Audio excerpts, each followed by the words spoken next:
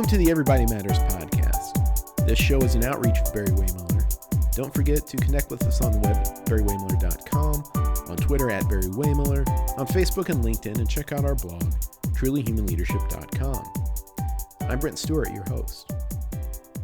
This is Jacob Morgan's second appearance on the Everybody Matters podcast.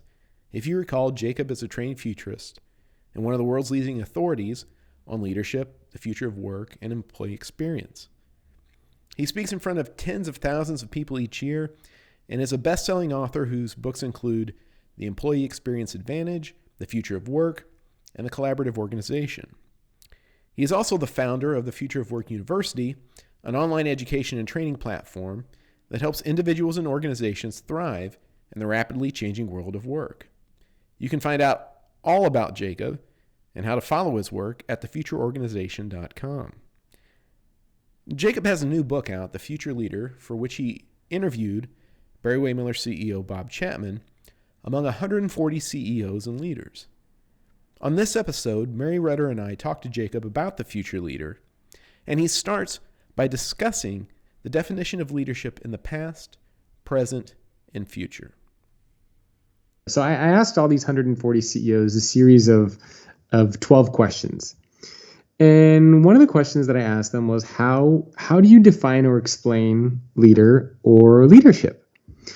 And this was the hardest question for a lot of these business leaders to answer, which I thought was very interesting. Like, why would this be so hard for them to answer? And from the 140 CEOs that I interviewed, each one of them gave me a different definition. Yet they are all running very, very successful companies. And so what I've come to realize is that the way that we think about leadership is very much like, it's sort of like water, where you don't really define or explain water to anybody, but everybody knows what water is because we're surrounded by it. And with leadership, it's very much the same thing. We're all surrounded by it all the time, whether it's at work or when we go to the grocery store. Like it's all around us all the time. And because it's so common, we never really take a step back to actually define and explain what it is and what it means. And so that's a challenging thing.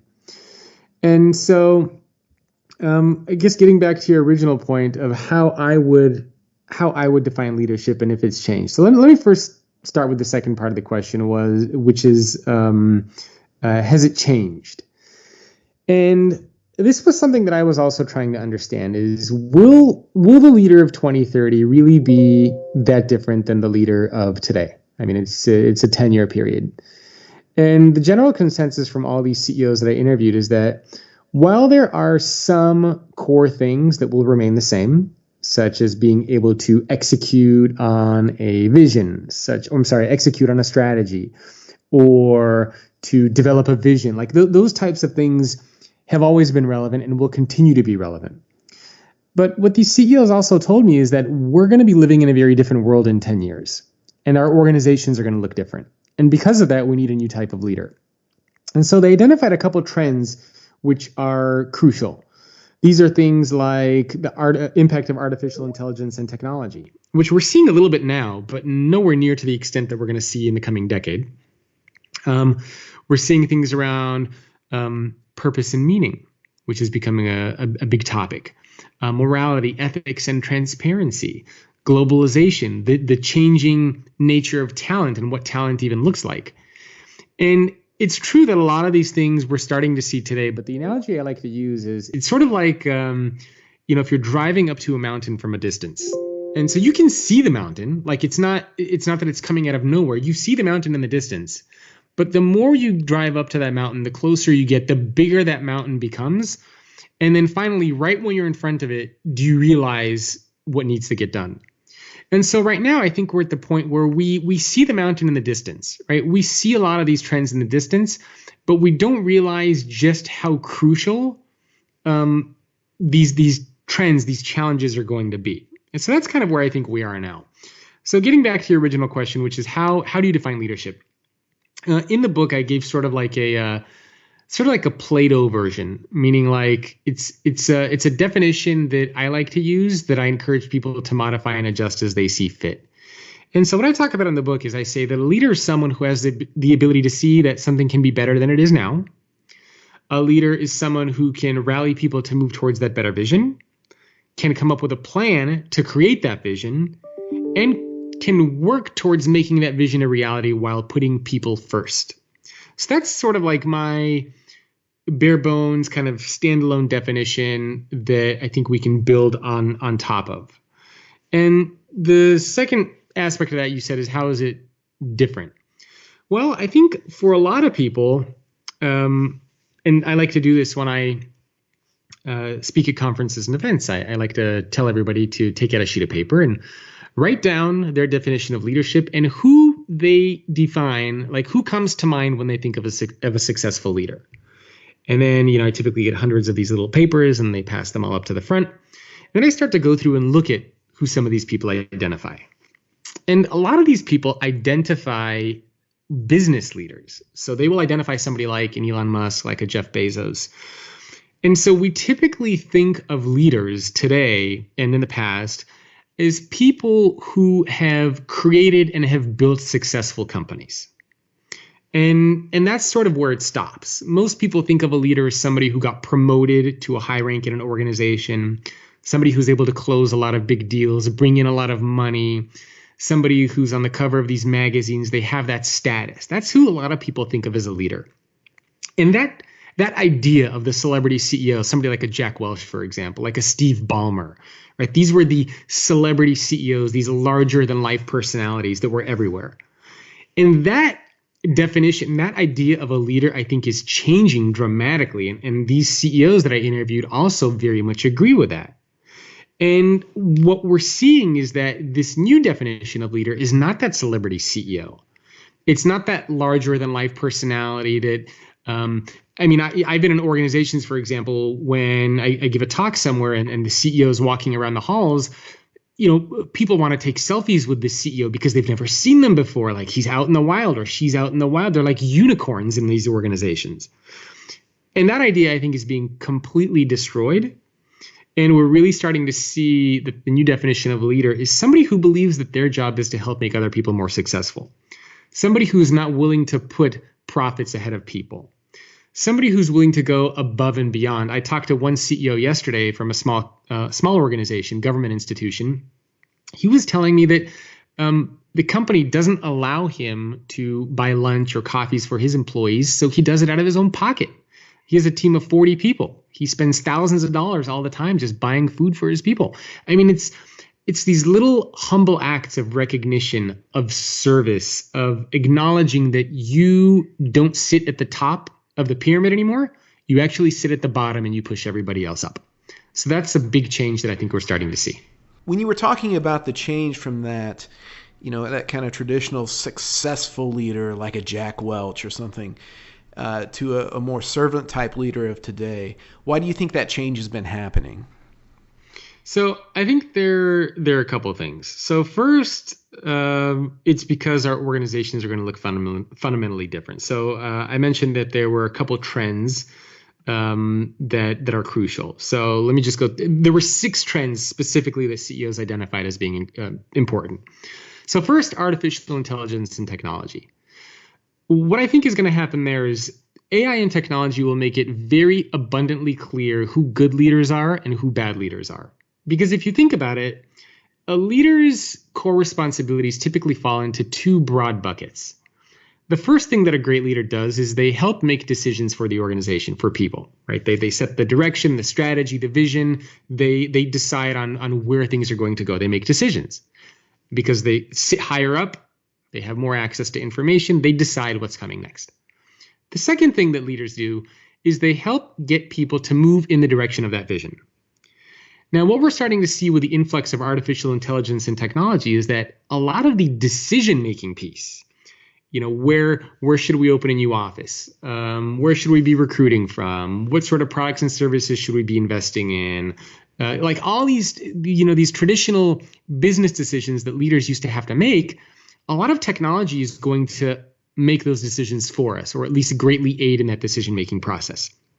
So what this means is, if you are a bad leader and all you do is command and control, tell everybody what to do, I made the decision. You just do what you're told. If a lot of that is going to be taken by technology, then your value to any organization diminishes to almost nothing. And so this is really forcing leaders, in the interest of their own self-preservation, to change the way that they lead if they want to stay relevant inside of organizations. So that's one big trend that we're starting to see. The other trend that we're starting to see is around just the pace of change, how quickly things are moving. Whether you look at climate change, demographics, geopolitical issues, competition, whatever it might be, things change quickly. And I think what a lot of organizations and top executives are recognizing is that to be able to lead in that kind of a world, you can't have the traditional, I went to an MBA or I got my MBA, I studied leadership for years, and I'm just going to copy and paste what I did in previous organizations in my current one. Because things change quickly. I call it the shampoo bottle method of leadership. Rinse, repeat. Like that doesn't work. And a lot of people are starting to recognize that. So we need leaders who are able to think differently. Another big trend is around purpose and meaning. And again, something that we see a lot of today, but in the future, I think this is going to be like air and water. Employees don't just want to work for leaders or for organizations to get a paycheck. They want to understand their purpose and their meaning. And they also want to understand the purpose and meaning of the leaders that they work for and the organization as a whole. And this requires a new set of skills and mindsets because you can't just be sitting at the top of the pyramid and telling everybody else what to do. There's no purpose and meaning in that. So this too is changing the way that we have to think about leadership and structure our companies. Another trend that we're seeing is around just the new talent landscape. If you think about it, we're starting to see, of course, we have multiple generations in the workforce. We have people who are retiring later. We have fertility rates, which are declining, meaning people are going to stay in the workforce longer. We have a massive skills gap that's out there. So there's a lot that we're starting to see in the realm of talent and how that's changing. And so again, we need a new type of leader who is willing to understand that what worked in the past isn't going to work in the future. We need leaders who embrace diversity and inclusion and leaders who are willing to surround themselves with people who are going to challenge and question them. Another, I think there are two more here, is morality, ethics, and transparency. So morality is really about your moral compass, your true north. Ethics is about right and wrong. Those two are different. And so leaders need to be able to share their moral compass. And they also need to be able to do things ethically, and they need to be able to do things in a transparent way. So being honest upfront with your employees, what's happening at the company and why. You see a company like HSBC yesterday just announced that they're laying off 10,000 people. And I actually did a video on LinkedIn. I don't know if you guys saw this, but I actually shared your story. And my big question was, what if companies couldn't lay off people anymore? What if you couldn't fire them anymore? Like, did HSBC really, honestly, need to let go of 10,000 people while their top executives are making millions of dollars? And I was sharing your story about how when you guys went through tough times and Bob had to make this decision as well, should we let go of thousands of people or not? And, you guys had this furlough and employees took basically extended vacations and they helped each other out. And those who were more financially well off basically gave their job spots to other people who were less fortunate. And you guys figured it out. And you're a company of like 12,000 people. And right, I mean, Bob is the type of leader who understands and acknowledges that people come before profits, not the other way around. And so we need this kind of new type of leader that believes and understands this. And the last one, I think, is around globalization. And globalization, just, where talent comes from. Today it's really amazing. People, ideas, technology, information, anything that you can think of comes from all over the place. Like where you get your clothes, your car, the food that you eat, the people that you work with, everything is just mingled. It feels less and less like we're all a part of different cities and countries and we're all just a part of this huge, big, one big city. And that too means that leaders need to be able to understand, how do we lead in different environments with different cultures? If you lead in the United States and you have a team that's in India, if you were thrown in India, would you be able to lead there? What about in Australia? What about China? So these trends, I think, are really, really changing the way that we lead.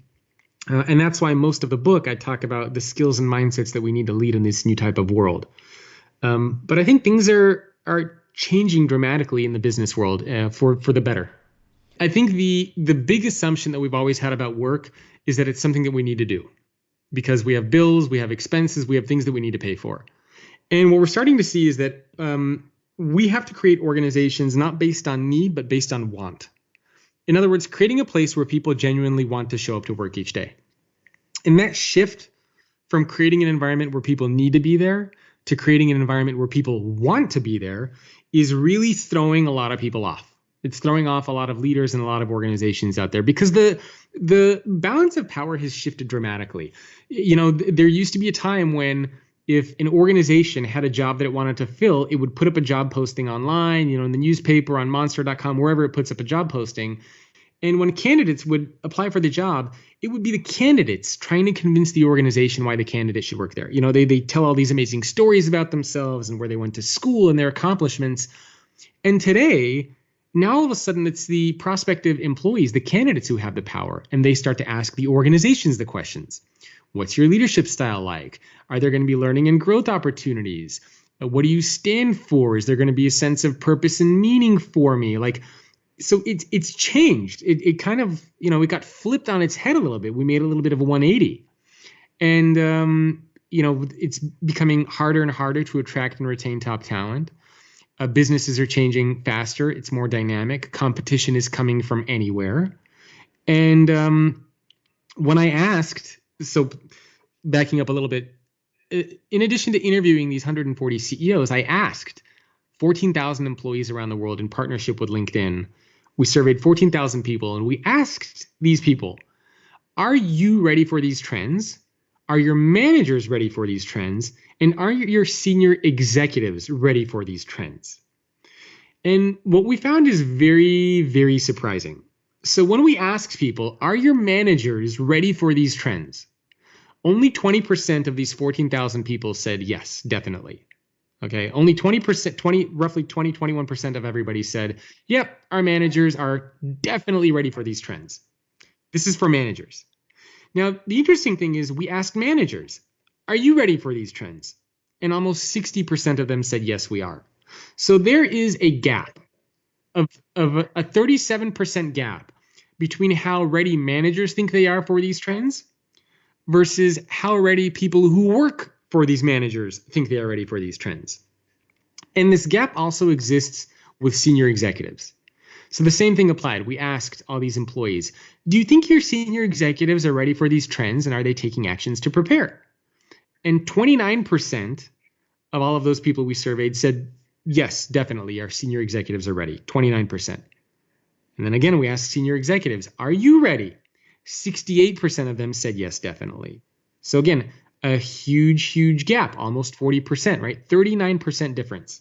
And by the way, this gap also exists between managers and senior executives. And so really what this means is that people in leadership positions think they are far more prepared than they really are. Because in this world, perception is reality. And so if you're a leader and you're saying, I'm good, I got it all taken care of, I got no problems, but the people who work for you are saying, dude, my leader has no freaking clue what's going on out there, then guess what? You have no clue what's going on out there. And these gaps existed across all the different areas that I looked at. Skills, mindsets, challenges, these gaps were continuous. You said something earlier that really stuck with me, and it's probably something that's fairly obvious, but maybe I'm just slower to realize some of this stuff. But you were talking about the role in technology in redefining leadership and how many of the functional tasks of a leader have been eliminated by technology and how they are going to have to adapt in different ways to become more service-oriented because they wouldn't really have a role otherwise. You were also talking about purpose and meaning when it comes to work in that same train of thought. I would assume that maybe these days where our work is more esoteric and we're not at a bench accomplishing a certain task in a day has led to more of a desire to have a purpose and meaning in each day. Is that true? Is that something you've seen in your research? Yeah, because a lot of work used to be very much done with our hands. And so we're changing very much to being more emotionally involved with things. With our hearts, our minds, our souls, we put a lot into our organizations. And by the way, purpose and meaning are not the same thing. And it's really interesting because these two these two words are used interchangeably all the time, and they mean very, very different things. So purpose is, I think, ultimately what yields meaning. You need purpose to get to meaning. So in the context of business, let me kind of walk through this framework of job, purpose, meaning, and impact. So in the context of business, for most people listening to this, everybody knows what their job is. Their job refers to the activities that you do: writing code, selling products or services, whatever it is. Okay, so that's your job. The second piece of this is essentially why you do it. So why do you write code? Well, you're trying to design a user-friendly experience. You sell products and services because you want to help the company generate revenue and grow. You help customers because you want to create a great experience for them and you inspire loyalty. Okay, that's ultimately your the purpose piece. Okay, the impact piece is what actually happens from your purpose. Okay, so your job is what you actually do. Your purpose is basically why you do it. So why did you get hired for that job? The impact that you have is basically what happens as a result. So in other words, you help customers because you want to create great experiences for them. But are you? Are you actually creating great experiences for them? So the impact is ultimately you want that to be equal to or greater than the purpose, if that makes sense. So if your purpose is to create great experiences for your customers, but the impact is actually that your customers are not happy, you're not creating great experiences for them, then your impact is lower than your purpose. Okay, so hopefully that makes sense.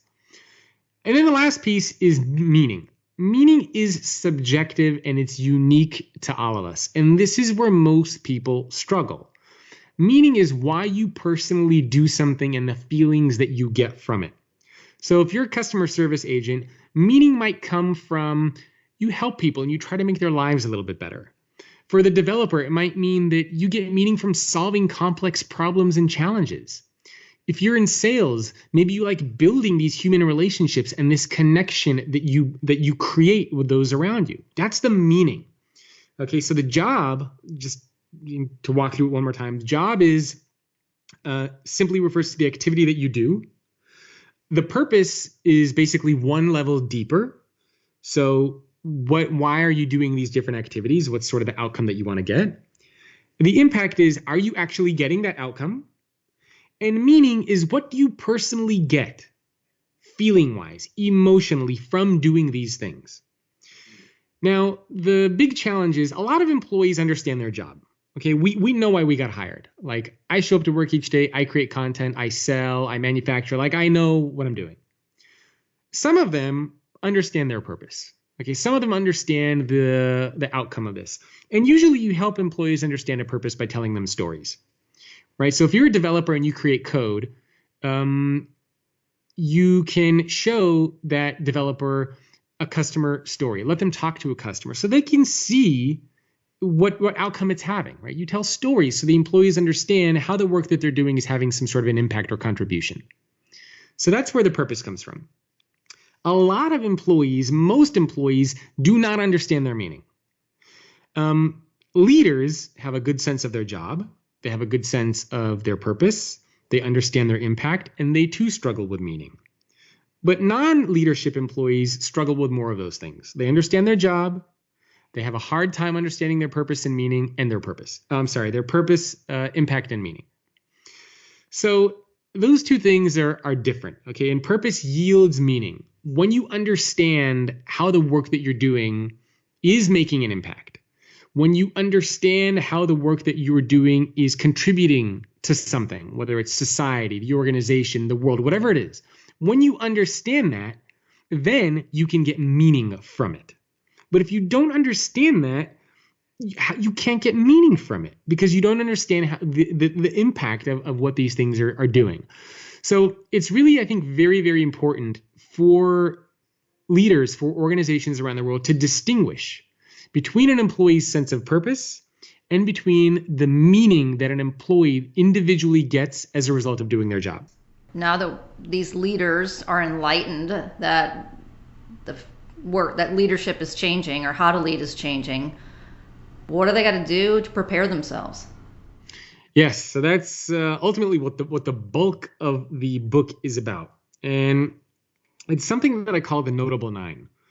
And so really what happened is from all these CEO interviews, 140 of them identified a specific set of 4 mindsets and 5 skills that leaders need to possess in order to be able to lead successfully and stay relevant over the next 10 years. So 4 mindsets and 5 skills.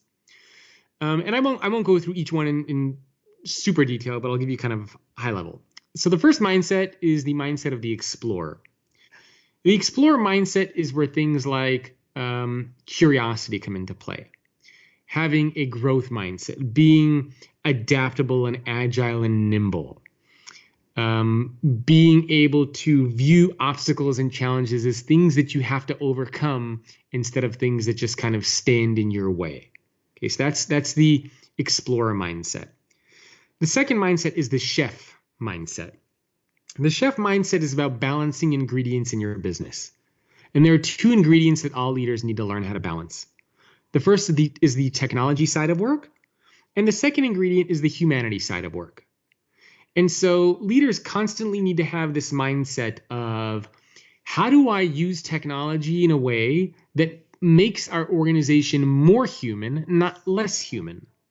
How do I use technology in a way that augments our workers, not replaces them?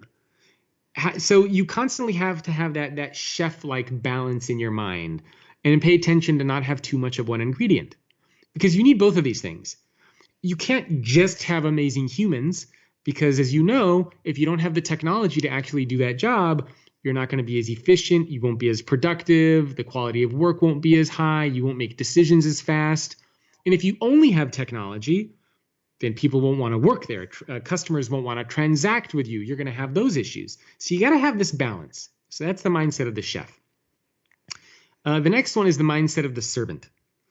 The mindset of the servant means that you understand that there are 4 groups that you serve. And some people are familiar with these.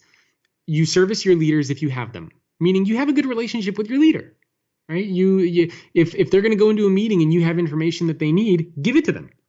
If your leader is having a hard time doing something and they're stressed out, offer to help. I mean, these are just basic things. People forget that leaders are just like everybody else. They get tired and burned out and stressed out. They have bad days. They need help just like everybody else. So service your leaders if you have them. Next is serving your team, your customers, and the one that everybody always forgets is serving yourself. Because you cannot show up to work each day leading others if you are burned out, exhausted, stressed out, unhappy, right? So you need to do whatever you need to do to serve yourself. I mean, if you look at a lot of these top athletes on sports teams, whether it's a LeBron James or, whoever your favorite athlete is, they spend a lot of time taking care of themselves, physically, emotionally, spiritually, mentally, whatever they got to do, because when it's game time, they are leading their teams. As a leader, when you show up to work each day, the same thing is true. You can't lead others if you are not in that state of being able to do it. So whatever you need to do for yourself to make sure that you can show up for game time each day, do it. So those are the 4 mindsets. Oh, I'm sorry, there's one more mindset, which is the mindset of the global citizen. The global citizen mindset means that you are able to think globally, first of all. So meaning that you understand not just what's happening right in front of you or in your own geographic location or in your business, you are able to think big picture. I use a lot of chess analogies. And for me, it's sort of like not just looking at where the action is happening on the chessboard, but being able to look at the entire board as a whole. Okay, that's the mindset of the global citizen. And the second aspect of the mindset of the global citizen is embracing diversity, meaning that you surround yourself with people who are not like you, who don't think like you, who don't believe in the same things that you believe. You need to be okay with different cultures, values, attitudes, behaviors, beliefs. So those are the 4 mindsets that future leaders need. Now let me quickly talk about the 5 skills. So the first skill is the skill of the futurist, which the CEOs I interviewed identified this as the number 1 skill for future leaders. And the skill of the futurist, again, going back to a chess analogy, is thinking in terms of possibilities and scenarios instead of thinking in terms of just one path. So again, you look at a chessboard, there are a couple ways that you can think of playing chess. You make one move, my opponent will make one move, like you think very linearly, one move, one move, one move. But top grandmasters, more experienced players think in terms of possibilities and scenarios and, what happens if my opponent plays like this? Well, these are some potential ways that I might respond, and these are some potential ways my opponent might respond. So being able to have that kind of scenario possibility mentality is crucial. The next skill is the skill of Yoda. Yoda is about emotional. I was trying to, if you notice, all these skills and mindsets have clever little names. Yoda is about emotional intelligence, because when I think of emotional intelligence, he's one of the most emotionally intelligent characters that are out there. And in this case, emotional intelligence specifically refers to 2 aspects: empathy and self-awareness. Empathy is being able to put yourself into somebody else's shoes, being able to understand their perspectives. And self-awareness is understanding how you view yourself and how other people view you.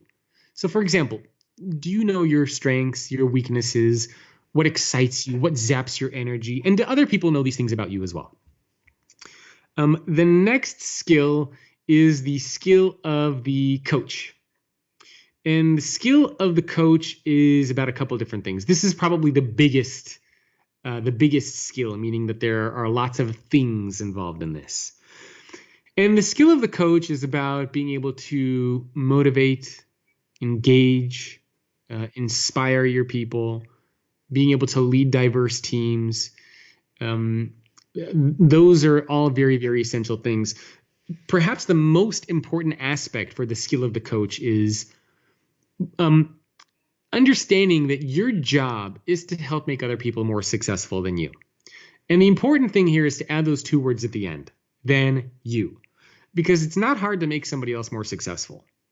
You can have a phone call with somebody, you can give somebody one piece of advice, one tip, and all of a sudden they're a little tiny bit more successful. And you can say, oh my goodness, look what I did. This person is more successful. But if you add "than you" to the end of that, all of a sudden the amount of effort required goes up tenfold. So how do you make somebody else more successful, even more successful than you?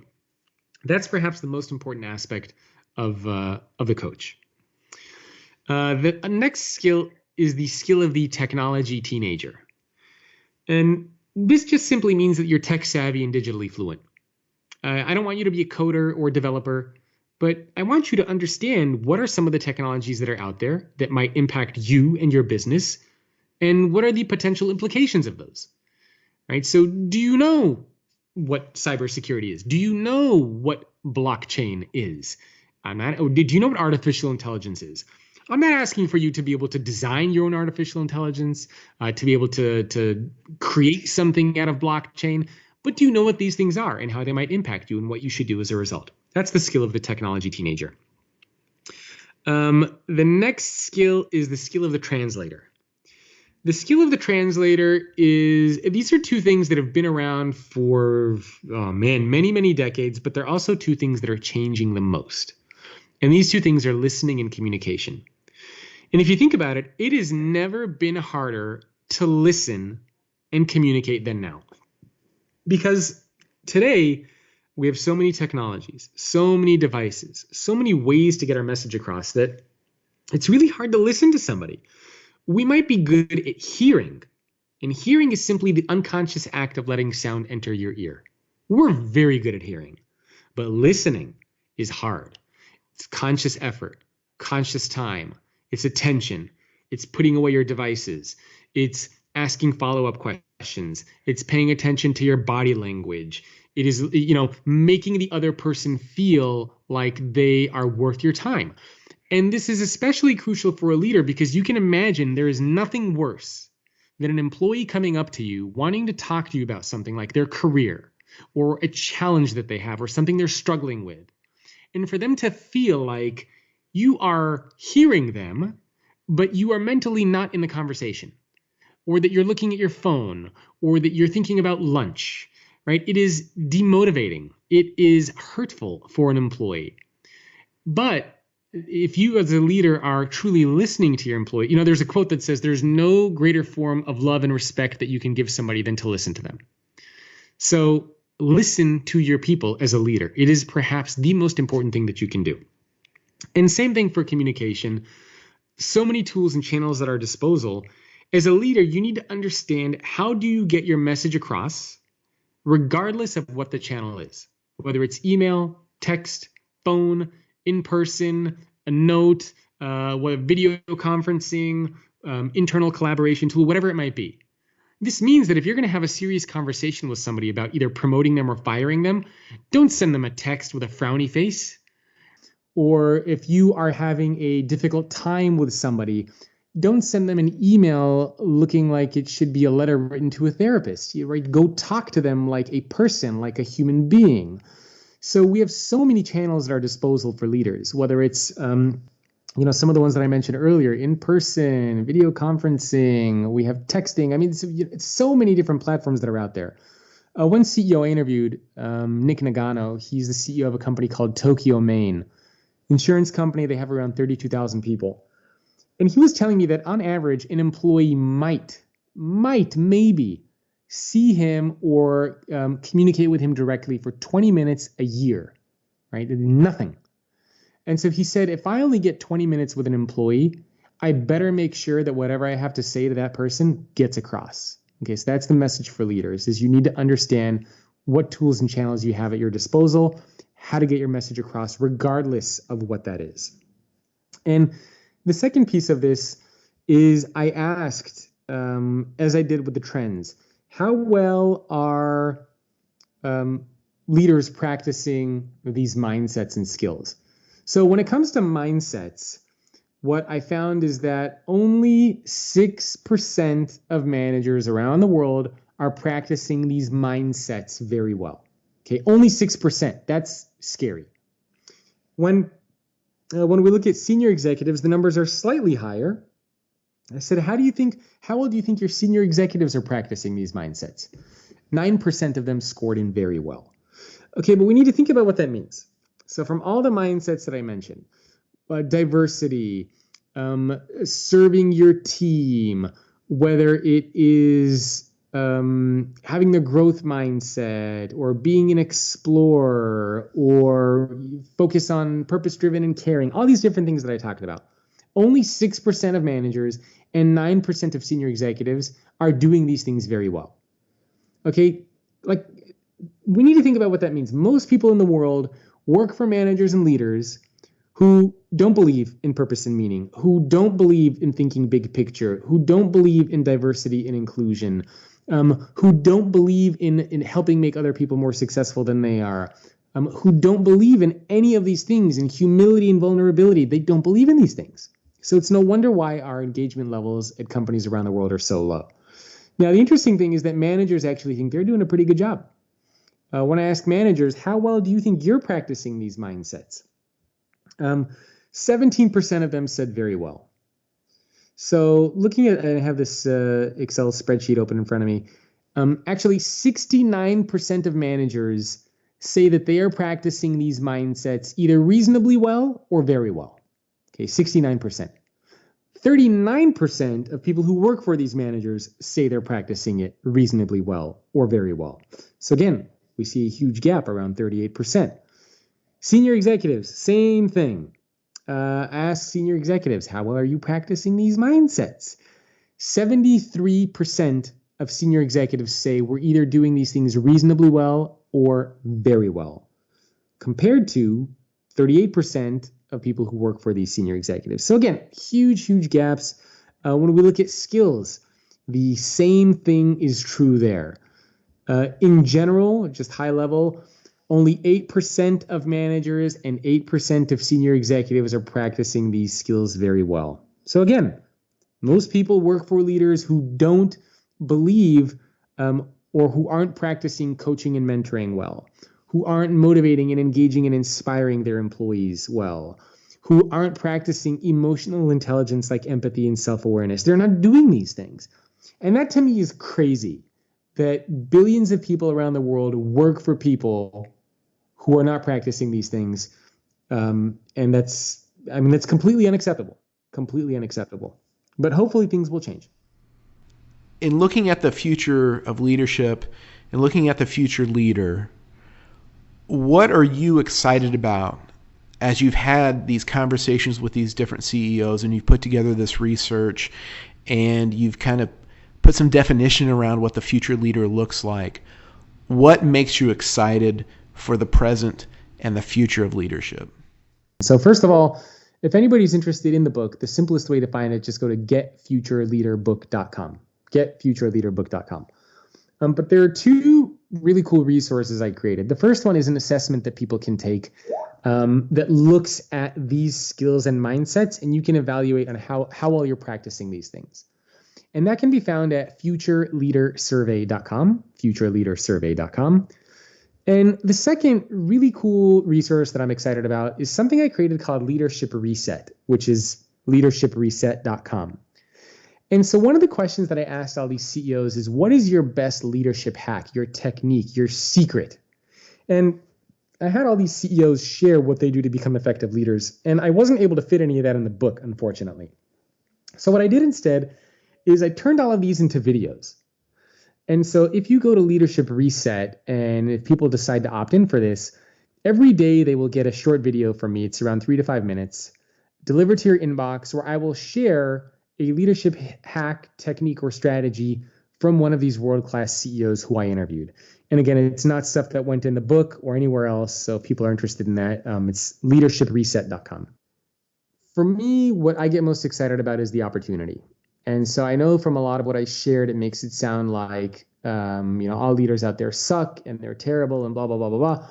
That's not true. There are a lot of wonderful leaders out there like Bob, like Paul Pullman, the former CEO of Unilever, like David Novak from the former CEO of Yum Brands, like Judy Marks from Otis Elevator. There are a lot of wonderful, Hubert Joly, the CEO of Best Buy. There are a lot of wonderful leaders out there.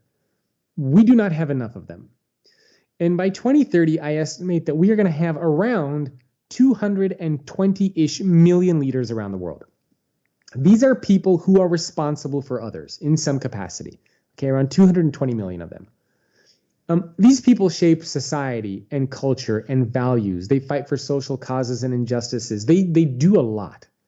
And if we want to have organizations around the world that we're all, where we want to show up to work each day, if we want to have a world that we're all proud to be a part of, then it needs to start with the leaders that are out there. So I think that there is tremendous, tremendous opportunity to make positive change happen. And that is ultimately what I am most excited about, is seeing if we can make that positive change happen. And I'm excited for the stories and for the examples that are out there. Again, like the one from Bob of how when you guys were in a tough time, you didn't immediately just fire thousands of people. And I'm excited about sharing those stories and examples and hopefully inspiring others to emulate those examples. Thanks for listening to the Everybody Matters podcast. If you want to find out more about Jacob Morgan and the Future Leader, go to thefutureorganization.com. If you'd like to find out more about Bob Chapman and Raj Sisodia's book, Everybody Matters, The Extraordinary Power of Caring for Your People Like Family, go to everybodymattersbook.com. For updates on the book, this podcast, and a lot of great content and insight, don't forget to connect with us on the web, Barry-Wehmiller.com, on Twitter at Barry-Wehmiller, on Facebook, LinkedIn, and check out our blog, trulyhumanleadership.com. I'm Brent Stewart. Thanks for listening. And don't forget, Everybody Matters is the only business idea with truly unlimited potential.